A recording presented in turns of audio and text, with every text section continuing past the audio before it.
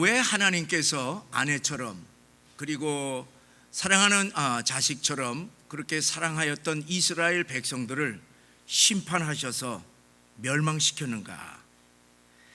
그들이 회개하며 돌아오지 않고 끝까지 하나님을 버리고 우상 숭배하면서 죄악 가운데 살았기 때문입니다. 의인 한 사람이라도 찾으면 용서하시겠다, 그렇게 약속하셨는데도 불구하고 한 사람도 찾지 못하였기 때문에 하나님께서는 심판하셨던 것입니다. 그렇게도 수많은 선지자들과 그리고 심지어 독생자 우리 예수님까지 보내셨음에도 불구하고 끝내 하나님의 말씀을 듣지 않았기 때문에 심판당했던 것입니다. 듣기는 들어도 마음의 가족을 베지 않고 그리고 귀의 할례를 하지 않았기 때문에 그들은 비참하게 망했던 것입니다. 오늘 우리들이 읽은 이 7장의 말씀은 하나님께서 하나님의 백성을 심판하지 않을 수 없는 그 실상을 아주 낱낱이 다 드러내고 있습니다. 그것은 무엇이냐? 예배의 타락인 것입니다. 여러분, 우리가 하나님의 백성들은 예배를 떠나서 살 수가 없잖아요. 예배 드리지를 않으면 하나님의 백성이 아닙니다. 그래서 우리 하나님의 백성은 예배가 우리 정체성인 것입니다. 왜냐하면 예배가 생명이기 때문에 그렇습니다. 예배를 통하여서 우리가 하나님을 만나고 예배를 통하여서 우리가 하나님께 영광을 돌릴 수가 있습니다. 그리고 예배를 통해서 하나님의 말씀을 듣고 새 힘을 얻고 예배를 통해서 영적으로 하나님과 교제를 하게 되고 예배를 통하여서 우리가 죄의 용서함을 받고 인생의 문제들을 해결받고 그리고 또 이 예배를 통하여서 하나님께서 우리들에게 주신 사명을 우리가 깨닫게 됩니다. 그래서 우리의 생명되는 이 예배에 우리가 우리의 생명을 걸어야만 이 죄악 세상에서 하나님의 백성으로 하나님께 영광 돌리고 사명을 다할 뿐만 아니라 우리가 승리의 인생이 되는 줄을 믿으시기 바랍니다. 성경의 역사는 어떤 역사냐 하면은 예배가 우리의 생명이 된다고 하는 사실을 우리들에게 말해주고 있습니다. 그래서 이 성경의 역사는 예배의 역사예요. 죄범한 인간이 하나님을 만날 수 있는 것이 무엇이냐? 예배인 것입니다. 그래서 죄범한 인간의 이 역사는 이 예배를 통하여서 하나님을 만나게 된다고 하는 사실을 창세기의 아벨의 제사를 통해서 우리들에게 분명히 보여주고 있습니다. 그리고 성경 맨 마지막에 이 요한계시록에서도 이 천국에서의 영원한 천국에서의 우리 하나님의 백성이 어떻게 살 것인가 하는 것을 예배를 통하여서 우리들에게 보여주고 있습니다. 그래서 우리는 이 지상에서의 예배뿐만 아니라 우리 천상에 가서도 예배드리는 하나님의 백성인 줄 믿으시고 우리가 예배가 성경의 역사, 우리 기독교의 신앙의 처음과 마지막이라고 하는 사실을 분명히 믿으시기를 바랍니다. 하나님이 왜 인간을 창조하셨습니까? 하나님께서 우리를 통해서 예배받기 위해서입니다.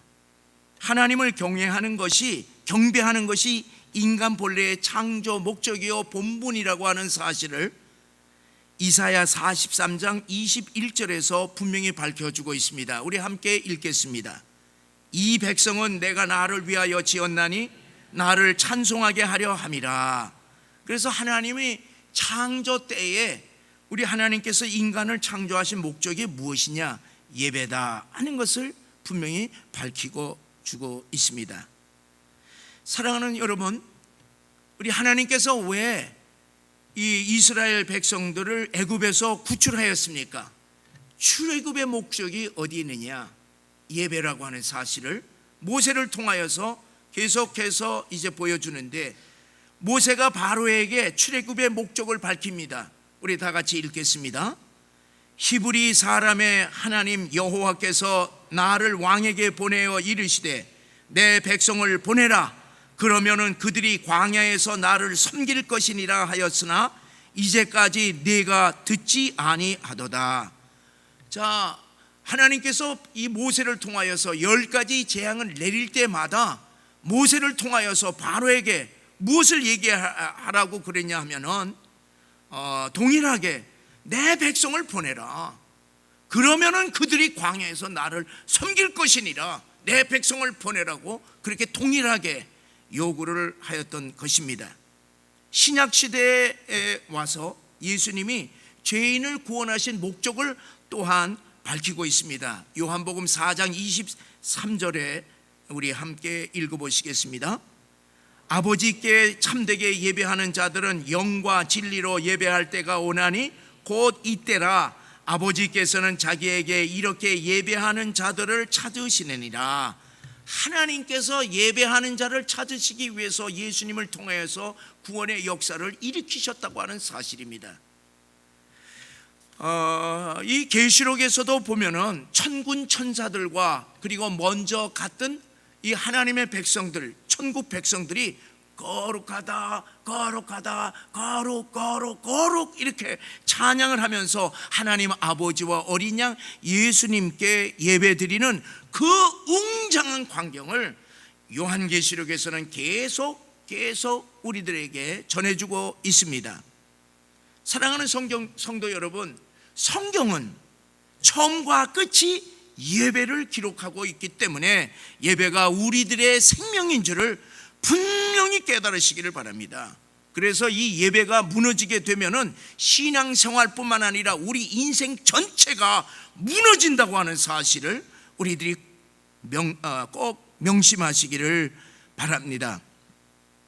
예배가 타락하게 되면은 하나님께서 떠나시기 때문에 하나님을 만날 수 없습니다.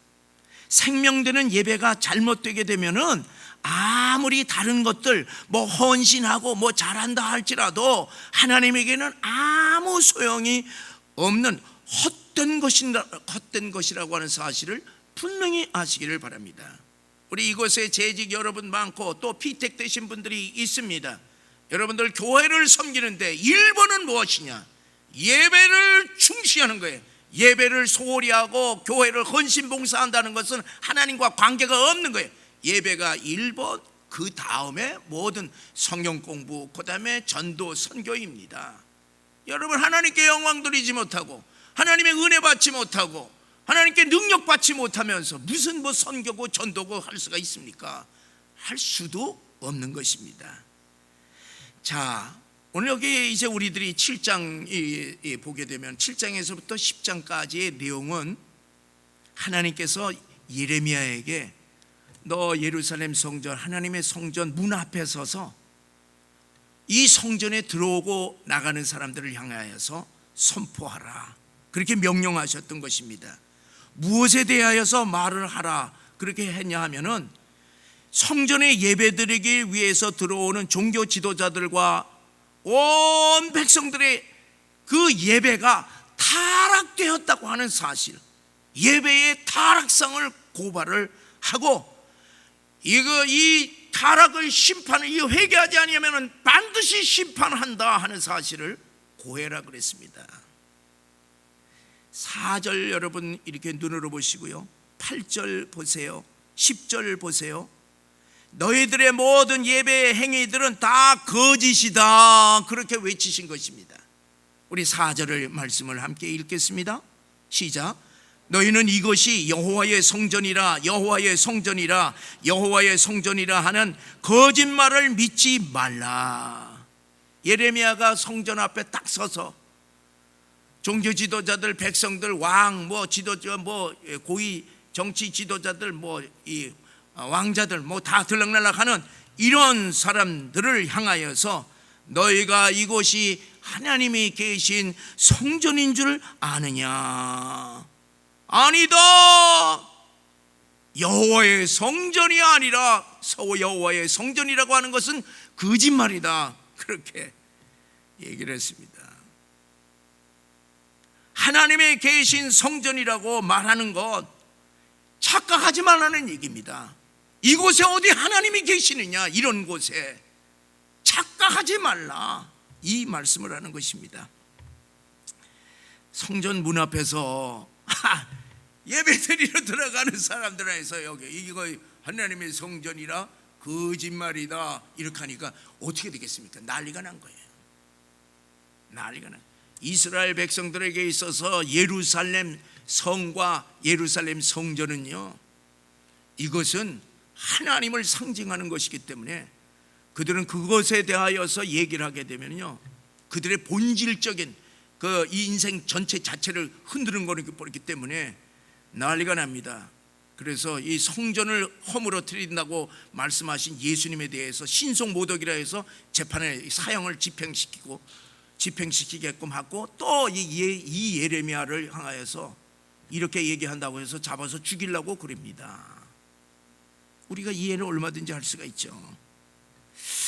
자, 그러나 이제 사실 이들의 이제 이 예루살렘 성전에서의 예배의 타락으로 말미암아 결국 BC 586년에 예루살렘 성전은 완전히 파괴가 되었습니다.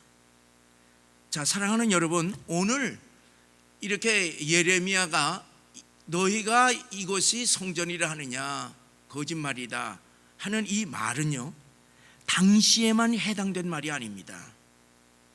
예수님 당시 때도 타락한 종교 지도자들과 백성들을 향하여서 하신 말씀이에요. 너희가 만민이 기도하는 이 하나님의 성전을, 내 집을 강도의 소굴로 만드느냐 하면서 이제 채찍질을 듭니다. 제사장들과 이제 결탁을 해서 성전에서 양과 염소와 비둘기를 팔고 또 이렇게 이 돈을 바꾸는 그런 장사하는 사람들을 채찍을 가지고 전부 다 내쫓습니다.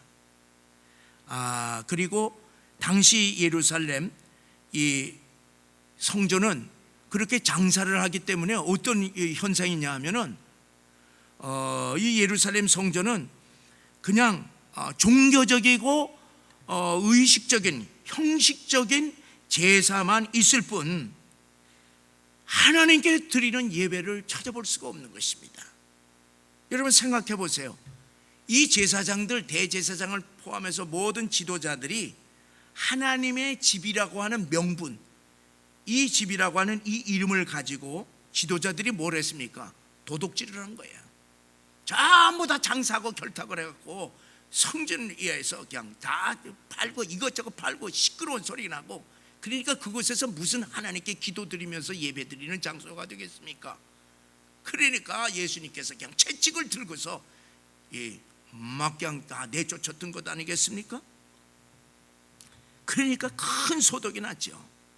결국 이 타락한 예배로 말미암아 예루살렘 성전은 AD 70년에 로마에 의해서 완전히 파괴가 되었습니다. 말씀 그대로입니다. 여러분, 오늘 이 시대에도 우리들이 성전에 들어와서 예배를 드리는데 예배하는 모든 자들에게 형식적이고 거짓된 예배는 하나님께서 받지 않는다, 그렇게 우리들에게 말씀하신다고 하는 사실을 여러분들 분명히 아시고 이 말씀을 보시기를 바랍니다. 이 밤에 이 타락한 예배에 대한 예레미야의 책망을 우리들이 하나씩 살펴보겠습니다. 이제 3절에서부터 7절에 보면은 이 종교 지도자들의 이 거짓을 고발하고 있습니다. 자, 제사장들의 사명의 이 직무가 뭐냐? 백성들이 이제 제물을 가지고 오면은 이제 이 제물을 이렇게 피를 내서 백성들을 대신해서 성전에 들어가서 하나님 앞에 고하고, 그리고 죄 사함 받고, 그리고 하나님의 말씀을 받고 나와서 이제 그 제사자에게 하나님의 말씀 전달하고, 그리고 이제 보냅니다. 자, 그런데 이 종교 지도자들은요, 백성을 위해서 이렇게 대신 제사를 드리기 전에 무엇을 해야 되느냐? 자기 자신의 죄를 먼저 씻어야 됩니다. 그래서 반드시 제사장은 성전에 들어가기 전에 반드시 스스로 이제 제사를 드리면서 자기를 정결케 한 다음에 하나님 앞에 나갑니다. 왜 그러냐 하면은 내가 이 제사장 내가 정결하지 못하게 되면은 하나님 만날 수가 없습니다.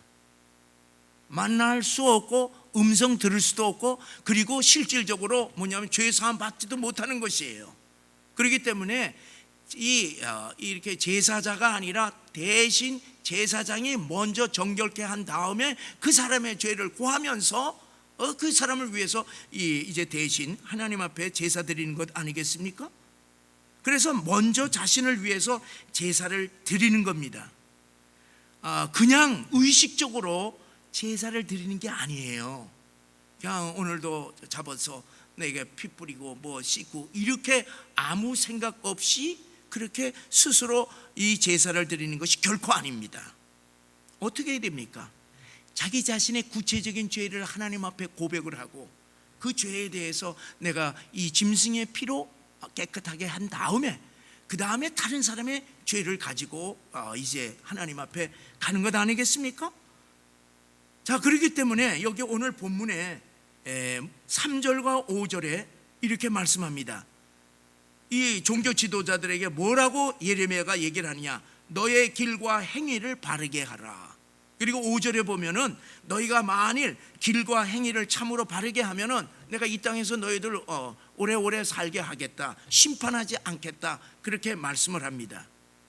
제사장들은 백성들을 위해서 제사를 드리기 전에 먼저 그들의 삶이 깨끗한지 더러운지 먼저 자기 자신을 점검해야 됩니다.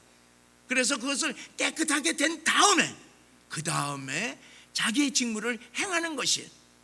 사랑하는 성도 여러분, 우리들이 드리는 예배에는 두 가지 예배가 있다고 하는 사실을 기억을 하시면서 주님 앞에 나와서 예배를 드리시기를 바랍니다. 첫째는 교회에서 이렇게 드리는 예배입니다. 이건 의식적인 예배인 것입니다. 두 번째는 세상에 나아가서 삶으로 드리는 예배예요.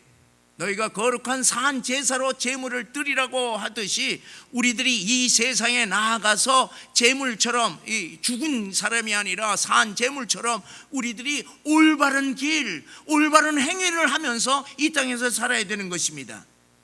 우리가 하나님 앞에 의식적인 예배를 이렇게 교회에 나와서 참여한다고 해서 자동적으로 내 죄가 그냥 용서되는 것이 아닌 것입니다.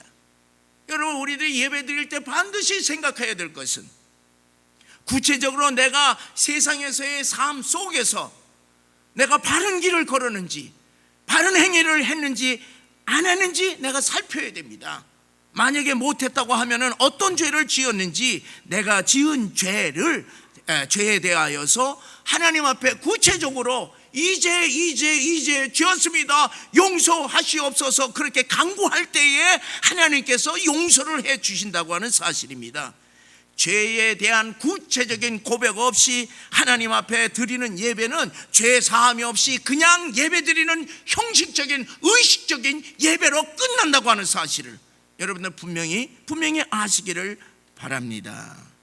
그래서 저는요, 목사로서 이 강단에 올라오기 전에 항상 하는 일이 있습니다. 뭐냐면은 내가 이 예배를 인도할 때에 내 안에 죄가 있으면은 하나님이 날 다 알 것 아니겠습니까? 내 마음 다 아는데 그러면은 이거 부끄러워서 견딜 수가 없는 것이에요. 그래서 이제 저는요, 반드시 하나님 앞에 얼른 하나님, 내 마음에 이런 이거 깨끗이 씻어 주시옵소서. 그렇게 내가 얼른이라도 반드시 그렇게 해야지 내가 목사의 양심으로 여러분들 앞에서 하나님의 거룩한 말씀을 증거할 수가 있지. 그렇지 않으면 저는요, 그렇게 한 적도 없어요. 저는 내가 빵빵하게 설교를 못합니다. 너나 깨끗이 하고 하나님의 백성들에게 너나 깨끗이 하고 있지 어떻게 들은 네가 하나님 앞에서 쓸. 그래서 저는 항상 강단에 들어오기 전에 얼른 하나님 아버지, 그래서 얼른 갖고 믿습니다 하고서 와서 항상 예배를 인도합니다. 여러분, 우리가 늘 드리는 이 예배에 의식적이 아니라 내 삶을 하나님 앞에 점검해야 됩니다. 그래서 우리가 이 드리는 의식적인 예배 속에서 드리는 이 예배에서 우리가 죄의 용서를 받아야 될 것입니다. 그냥 내가 구체적인 죄도 그냥 이렇게 다 있는데도 불구하고 그냥 앉아 있다고 하면 그 죄를 그냥 가지고 가는 거예요. 그럴 것 아니겠습니까? 의식적인 예배 행위를 통하여서 하나님께서 알으셔서 다 죄를 회개하고 그렇지는 결코 않는다고 하는 사실을 여러분들 분명히 아시고 우리들이 드리는 예배에 참여하시기를 바랍니다. 그래서 이 예레미야는 종교 지도자들에게 먼저 너의 길과 행위를 바르게 하라, 그리고 예배를 인도하라, 그렇게 얘기했어요. 이들의 삶이 거짓되고 타락하면은 모든 예배 행위, 백성들을 위한 예배의 행위, 제사의 행위는 다 거짓되기 때문에 그렇습니다. 하나님께서 그 예배에 임할 수가 없어요. 제사에 임재할 수가 없습니다. 백성들의 죄를 용서할 수가 없습니다. 그럼에도 불구하고 그냥 제사를 드리게 되면은 하나님과 아무 관계가 없는 위선적이요 그리고 형식적인 제사가 될 뿐이라는 것입니다. 여러분 5절 6절을 보세요. 보면은 종교 지도자들이 범한 악에 대하여서 네 가지로 지적을 했습니다. 그것이 무엇이냐? 너 이웃에 대해서 정의를 행해야 되는데 너 정의 행하지 않았다 이거야. 그 다음에 이방인들 돌봐야 되고, 그리고 특별히 교회에서는 고아와 과부를 돌봐야 됩니다. 가난한 자들을 돌봐야 되는데 근데 아주 막 눌러버렸어요. 그냥 무시해버리고 내쳐버렸던 것입니다. 그리고 무지한 자들의 피를 흘렸고, 그리고 너희들은 우상을 섬겼다, 그렇게 얘기를 한 것입니다. 이들이 예배 행위를 전부 다 인도한 거예요. 그런데 이렇게 올바르지 못한 길과 행위를 하는 종교 지도자들이 회개하지 않고 뭐라고 백성들에게 말을 하느냐 하면은 이것이 여호와의 성전이라, 여호와의 성전이라, 여호와의 성전이라, 그렇게 큰 소리로 하는 거예요. 그게 무슨 얘기입니까? 이곳이 여호와의 성전이라고 계속 말하는 이유는 이곳에 하나님이 계신다, 이곳에 하나님이 계신다, 그거를 얘기해 주는 겁니다. 하나님이 계시니까 너희들 예배를 드리러 오면은 누구든지 하나님이 다 너희들 복 준다, 하나님께서 너희들 다 죄 사해 준다, 들어오기만 해라. 그리고 전쟁이 일어나도 걱정하지 말라. 하나님께서 다 이 성전에 계시기 때문에 우리 역사를 봐라. 하나님께서 계실 때 역사가 일어나지 않았느냐? 여러분, 히스기야를 우리가 알지 않습니까? 히스기야 왕이 혼자 하나님의 성전에 들어가서 적군의 편지를 놓고서 하나님 앞에 간절히 간구했어요. 이사야 선지자는 밖에 서서 기도하고, 그리고 이 대관들은 뭐냐면은 이 전부 다 죄를 뒤집어쓰고, 하나님 우리가 어떻게 했습니까? 이거 살려주세요. 그렇게 되면 어떻게 해요? 그 밤에 18만 5천 명 전부 다 하나님께서 청에 다 그냥 몰살시켰던 것이에요. 그걸 알고 성전에서 이 성전 때문에 하나님께서 다 이 적군 바벨론 걱정하지 말고 다 이렇게 얘기를 한 것입니다. 그런데 예레미야는 뭐라고 얘기합니까? 너희가 이곳이 성전이라 하느냐? 착각하지 말라, 거짓말을 하지 말라고 그렇게 말을 하고 있습니다. 여러분, 종교 지도자들이 무엇을 믿었습니까? 하나님을 믿지 아니하고 뭘 믿었어요? 성전을 믿었어요. 성전을 뭐처럼? 하나님처럼. 그러니까 그 성전이 뭐가 돼요? 우상입니다. 모든 이스라엘 종교 지도자들과 왕들과 모든 백성들에게 예루살렘 성전은 하나님, 그들의 우상이 되어버렸던 것입니다. 그들이 정말로 하나님이 계신 곳이라고 그렇게 생각을 하게 된다면은 그들은 하나님이 두려워서 죄를 범할 수가 없습니다. 어떻게 범해요? 여러분들이 죄를 계속 짓는다면 여러분 하나님을 두려워하지 않는 것입니다.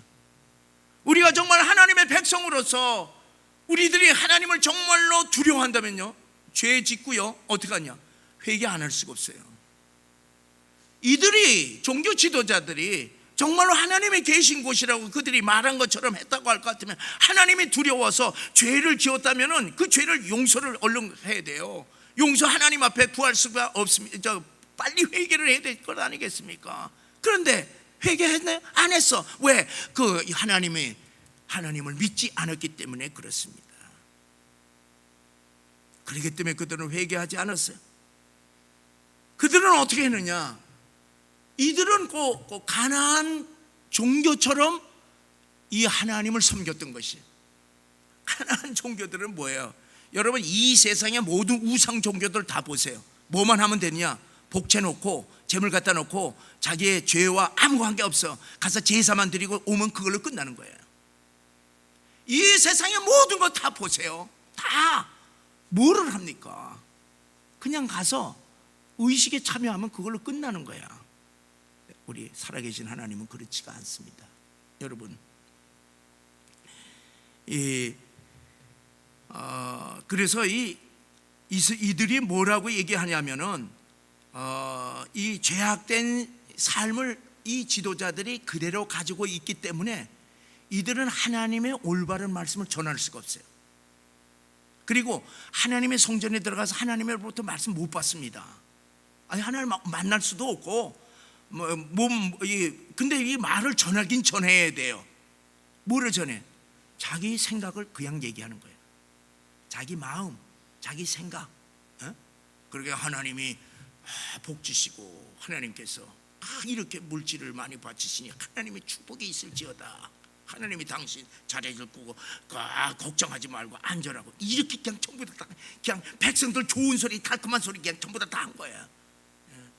그러니 어떻게 되느냐? 이 지도자들이 죄 가운데 살 뿐만 아니라 백성들이, 왜냐하면 이 이스라엘 백성들은 전부 다 제사를 드려야 돼요. 그래서 삶 자체가 와서는 뭐예요? 제사장 얘기 듣고서 다 할렐루야 하고 죄 가운데서 그냥 사는 겁니다. 거짓된 축복과 거짓된 메시지를 좋아하고 그들을 따랐습니다. 그러니까 뭐냐면 서로들 형식적인 예배로 다 끝나는 거예요.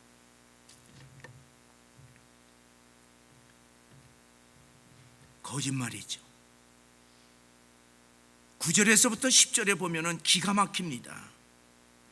회개가 없는 이 지도자들과 백성들의 죄악과 신앙이 어떻게 되냐? 도둑놈의 소굴이다. 그렇게 아주 노골적으로 말씀해 주셨습니다. 우리 다 같이 읽어보시겠어요? 시작. 너희가 도둑질을 하며 살인하며 간음하며 거짓 맹세하며 바알에게 분향하며 너희가 알지 못하는 다른 신들을 따르면서 내 이름으로 일컬음을 받는 이 집에 들어와서 내 앞에서 서서 말하기를 우리가 구원을 얻었나이다 하느냐? 이는 모든 가증한 일을 행하려 함이로다. 여러분, 이게 무슨 얘기예요? 자, 제사장들이 이곳은 하나님의 성전이니까 이곳에서 하나님께 경배를 드리고 제사를 드리면은 여러분 구원을 다 얻습니다.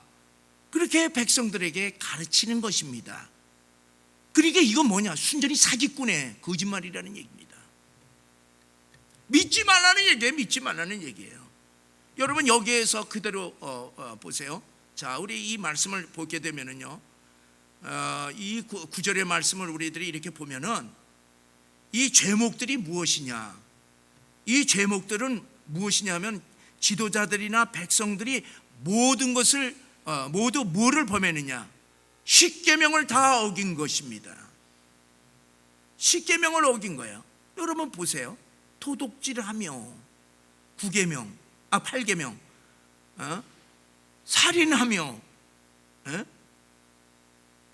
6계명, 간음하며 7계명, 거짓 맹세하면 이게 9계명이야. 이웃에게 거짓 증거하지 말라. 우상 숭배하며 1계명에서 3계명입니다. 하나님의 십계명을 다 어긴 거예요. 다 어긴 거야. 누가? 모든 백성들이 하고 싶은 대로 나쁜 짓 다 하고 난 다음에 성전에 와서 제사를 드렸습니다. 그리고 뭐를 얘기하느냐? 나 구원받았다는 얘기에 나 구원받았다. 제사 드리면 나 구원받았다. 이것을 무엇으로 얘기하면 다 거짓이다. 이거 다 거짓이다. 여러분, 오늘날 우리 한국교회 성도들은 그렇지 않습니까? 일주일 동안 세상에서 하고 싶은 거 다 하고 난 다음에 교회에 와서 주님 용서하여 주시옵소서, 용서하여 주시옵소서, 그리고 가지 않습니까? 그리고 뭐야? 나는 구원받았다는 얘기야. 나는 구원받았다는 얘기야. 나는 저 세례를 받았어. 그러니까 나 예수 믿는 거야. 여러분, 예수님의 십자가의 은혜를 싸구려 은혜로 삼고 매주마다 동일한 죄를 지는 사람들이 얼마나 많습니까? 그리고서 나 구원받았다고 하는 사실이, 그건 거짓말이야. 거짓말. 여러분, 성경을 정확하게 보시기를 바랍니다. 이제 이런 이 예를 이렇게 들면은 우리가 좀 이해하기가 쉽습니다. 아주 멋진 남성, 돈도 많아요. 남성이 어떤 여성하고 이제 결혼을 약속을 합니다. 약혼을 했어요. 근데 이 여성은 진짜 최고야. 미모, 지성, 교양, 신앙 완전히 100점이에요. 그러니까 이 남성이 딱 보고서 그냥 완전히 반해갖고 뭐냐면은 이제 1년 후에 결혼하기로 했습니다. 그런데 이제 이 여성과는 꼭 일주일에 한 번만 교회에서 만나는 것입니다. 그래서 교회에서 만나면은 이제 그 선물도 사주고 맛있는 것도 이제 예배 끝난 다음에 맛있는 것도 이제 먹고, 그 다음에 이제 사랑을 한다고 사랑하는 말을 하고, 그리고 그 여성이 해달라는 대로 다 해주는 거야. 돈 많으니까. 그런데 이제 주일이 딱 지나게 되면은 이 남성은 뭐냐, 다른 여자하고 만나서 데이트를 하는 거예요. 그걸 처음에 몰랐어. 그런데 이 여성이 안 거야. 그래서 남성한테 얘기한 거야. 아니, 어떻게 그럴 수가 있느냐, 나하고 약혼을 했는데 나를 사랑한다고 그러는데 다른 여자를 만날 수가 있느냐, 그 올바른 일이냐. 그러니까 잘못했어요, 다시도 그러지 않겠습니다 하고서 그냥 아주 그냥 싹싹 빌면서 내가 당신 외에는 절대로 뭐냐면은 사랑하지 않겠습니다, 그렇게 아주 고백을 하고, 그리고 또 선물을 또 크게 선물을 했습니다. 그리고 이제 뭐냐면은 또 나중에 알고 보니까 소리가 들어오는 거야. 근데 이 전체적으로 보니까 주일날만 딱 이 여성만 만나고 월요일서부터 알고 보니까 다른 여자를 사귄다는 얘기예요. 그래서 이제 뭐 또 만나서 얘기를 한 거야. 아니, 어떻게 된 거냐? 나만 사귄다고 그리고 다른 여자 만나지 않기로 그렇게 약속을 하고 맹세까지 하고 그러는데 어떻게 된 거야? 아니, 그때 그 여자는 말고 안 만나요. 아니, 그 여자고 새 여자고 가네, 나 외에 어떻게 만날 수가 있느냐, 약혼자인데. 그리고 잘못했어요. 그리고서 또 싹싹 빌고, 이제는 뭐 눈물 콧물 흘리면서 그냥 용서해달라고 그래서 싹싹 빌었습니다. 그리고 이제 다시도 이제 한눈 안 팔겠습니다 하고서 굳게 약속을 했어요. 그런데 이번에는요, 알고 보니까 한 여자 다른 여자만 아니야, 이 여자 저 여자 다 만나는 것이 나중에 다 들려왔습니다. 이 사람은 주일날만 지나게 되면은 6일 동안 계속 이 여자 저 여자 그냥 데이트를 하는 거예요. 여러분, 이 남성이 이 여성을 정말로 진정으로 사랑하고 있는 것입니까? 이 인간이 이제부터 인간이야. 이 인간이 주일날 한 번 딱 한 번씩 만나면서 꽃을 바치고 그냥 다이아몬드를 해주고, 그 다음에 이제 별의별 선물 다 주고, 그리고 다른 여자 만나는 거 정말로 잘못됐다고 눈물 콧물 피까지 막 흘려가면서 용서를 이제 빌고, 그리고 안 하겠다고 그렇게 했는데, 이게 정말로 이게 2중 플레이 3중 플레이 한 것이 이것이 정말로 이 여인을 사랑한 것입니까?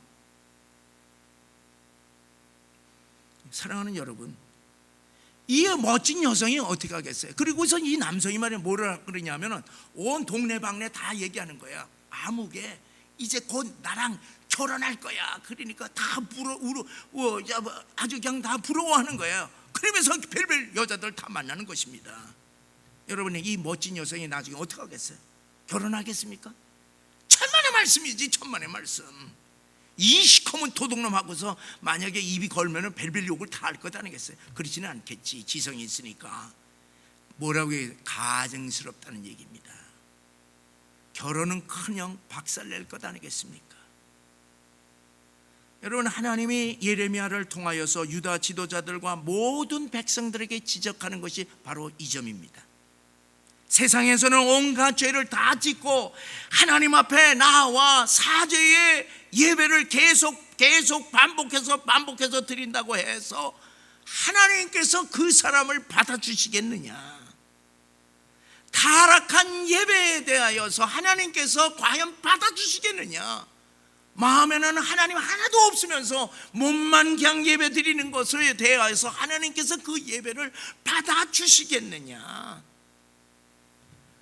타락한 예배에 대해서는 하나님께서 가만히 둘 수 없다고 하는 사실입니다. 이 거짓된 예배에 대해서 하나님께서 반드시 심판하시는 것인데, 그것이 바로 12절에서부터 15절까지 두 가지로 심판하신다고 하는 사실을 분명하게 말씀해 주고 있습니다. 12절에 여러분들 보면은 내 이름을 처음 둔 처소 실로같이 폐허가 되리라 그랬어요. 실로와 같이 폐허가 된다. 실로는 이스라엘 역사에 있어서 아주 매우 중요한 역사적인 장소입니다. 이 이스라엘 백성들이 이제 광야 생활 다 끝나고 요단강을 건너서 이 가나안 땅에 딱 들어왔을 때에 제일 처음 예배의 처소로 삼은 곳이에요. 그래서 예배의 처소로 삼고 그곳에다가 법궤를 안치시킨 곳입니다. 그랬더니만은 하나님께서 뭐라고 말씀하시냐 하면은 내가 처음으로 내 이름을 둔 처소라, 그렇게 말씀하셨습니다. 그러나 이 이스라엘 백성들이 악행에 빠지면서 이 가나안 땅에 들어가서 가식적인 예배를 계속 드리자 하나님께서는 그 실로를 떠납니다. 여러분, 우리들이 잘 알고 있듯이 엘리 제사장은 BC 1050년에 이 이스라엘 민족을 다스렸던 대제사장입니다. 근데 이 사람이 영적으로 이제 어두웠죠. 그 아들 홈니와 비느하스가 있는데 이 아들들도 제사장들입니다. 아버지가 이거면은 그 아들들은 이거 아니에요. 둘째죠. 그 어마어마한 이 직분을 가지고 있는 홈니와 비느하스가 어떻게 성전에서 행동을 했는가?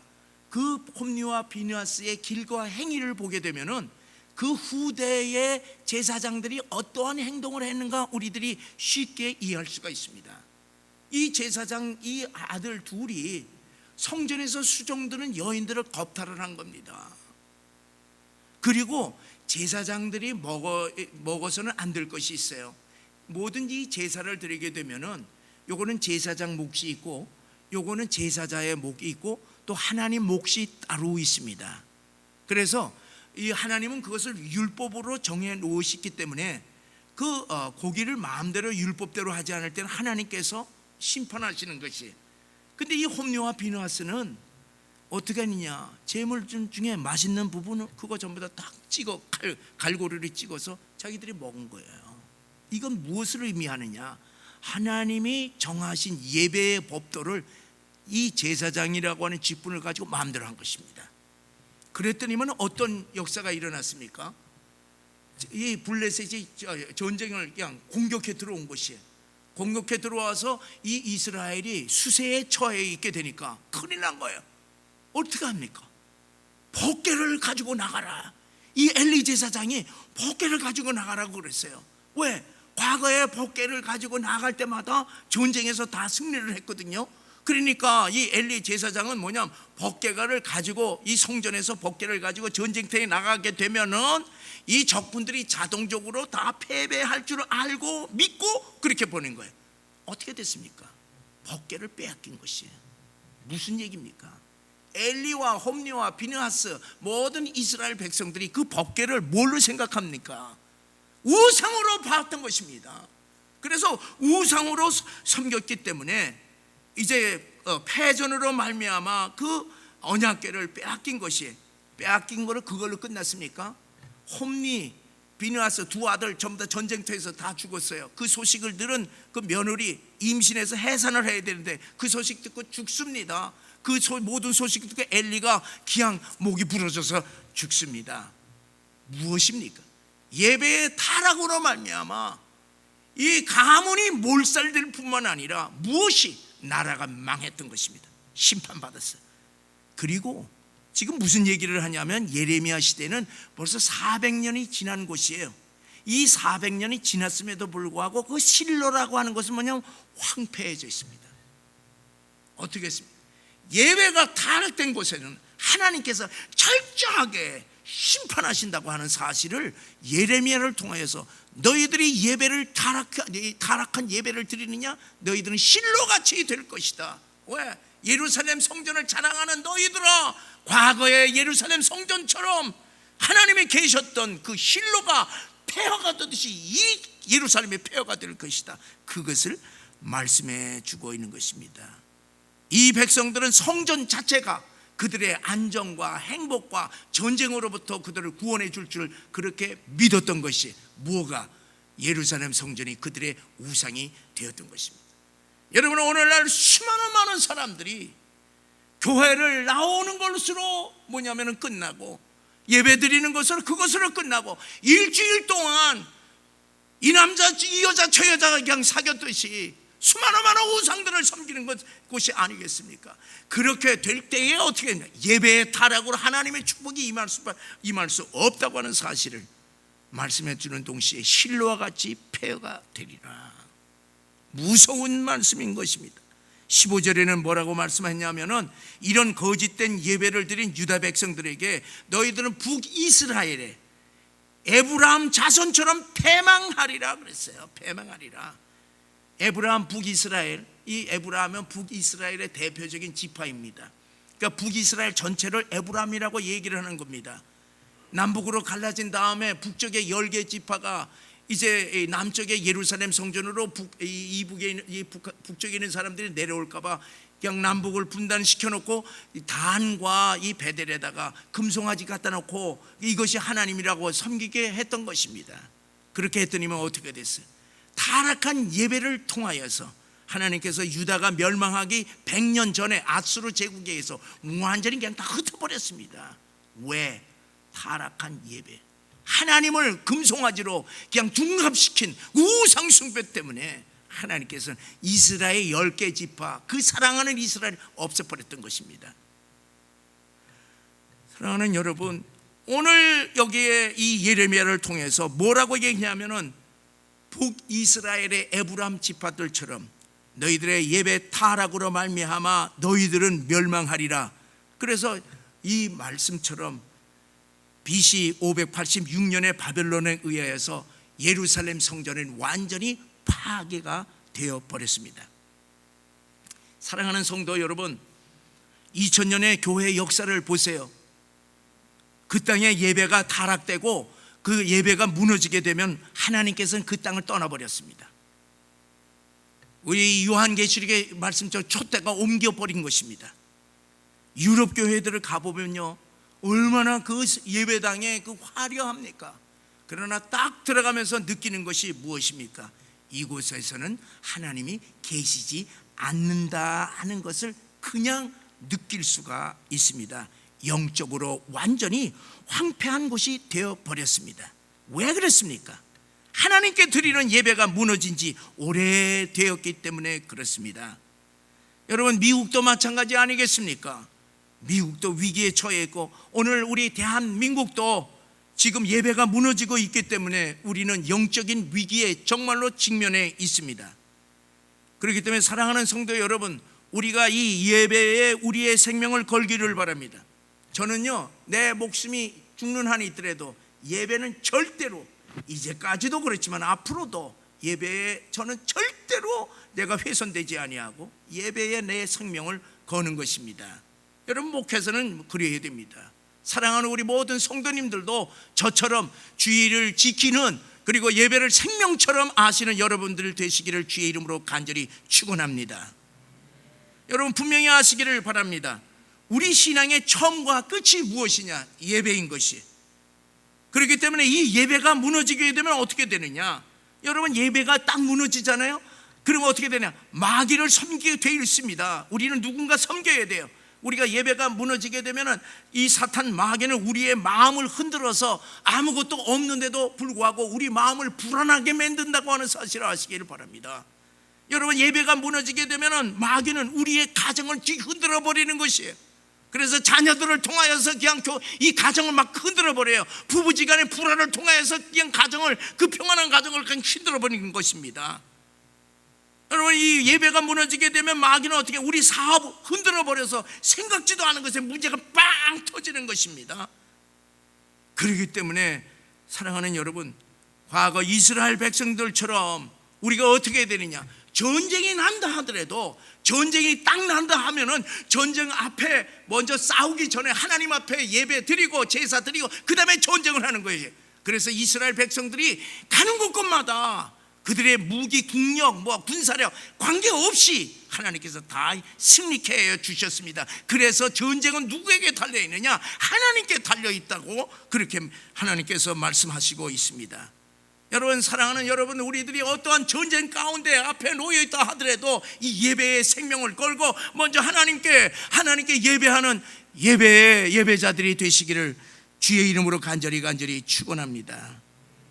우리가 예배를 통해 우리 인생의 문제들이 해결받을 수 있기 때문에 예배가 우리의 생명인 것입니다.